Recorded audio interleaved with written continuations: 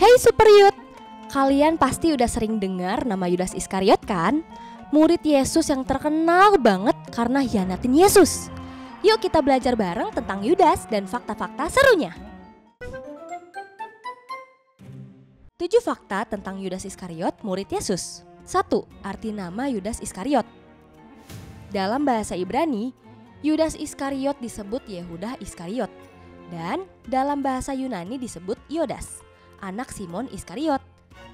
Nama Yudas punya 3 arti yang beda loh Superiot. Pertama, orang yang berasal dari daerah Keriot. Kedua, orang Sika atau pembawa belati yang ternyata sekte Yahudi fanatik. Ketiga, dari bahasa Aram yang artinya orang yang hidup berpura-pura atau pengkhianat. Yudas adalah satu-satunya murid Yesus yang gak berasal dari Galilea. Wah, aku juga baru tahu nih. 2. Yudas salah satu murid utama Yesus. Dari 12 murid utama Yesus, Yudas adalah salah satunya. Emangnya kenapa sih bisa dibilang utama? Ya, dia punya hak istimewa karena Yudas ikut Yesus lebih dari 3 tahun, lihat langsung mujizat yang Yesus lakukan, dan ngerasain kuasa Allah di pelayanan Yesus. Privilege banget kan yang didapat Yudas ini sebenarnya. Yang ketiga, bendahara yang berkhianat. Yudas juga dipercaya jadi bendahara, tapi sayangnya dia sering mencuri uang yang dipegangnya untuk kebutuhan pribadinya. Gak boleh gitu ya Superiot. Keempat, ciuman Yudas. Ciuman Yudas jadi simbol pengkhianatan sampai sekarang. Ciuman itu ternyata ada maksud yang gak baik banget. Yudas nunjukin Yesus ke para prajurit dengan ciuman. Ini terjadi di Taman Getsemani setelah perjamuan terakhir. Ciuman itu yang membuat Yesus ditangkap. Yang kelima, menjual Yesus cuman seharga 30 keping perak. Yudas dapat 30 keping perak dari imam-imam kepala buat nyianatin Yesus. Setelah nyesel, dia balikin uang itu dan imam kepala pakai uang itu untuk beli tanah yang disebut tanah darah. 6.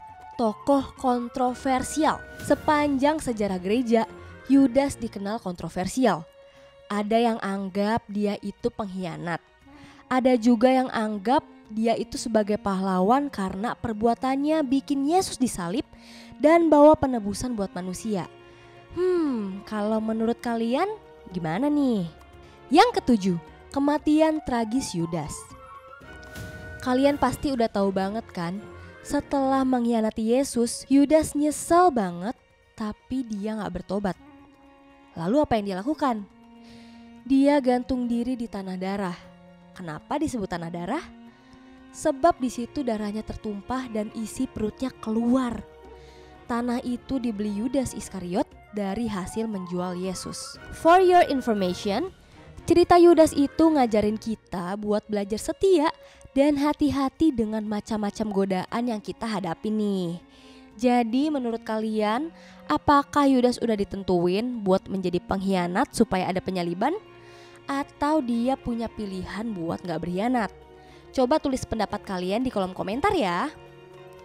Meskipun Yudas hianatin Yesus, kisah hidupnya juga ajaran kita tentang belas kasih dan pengampunan. Buktinya, waktu Yesus mencuci kaki murid-muridnya, Yudas juga diperlakuin yang sama.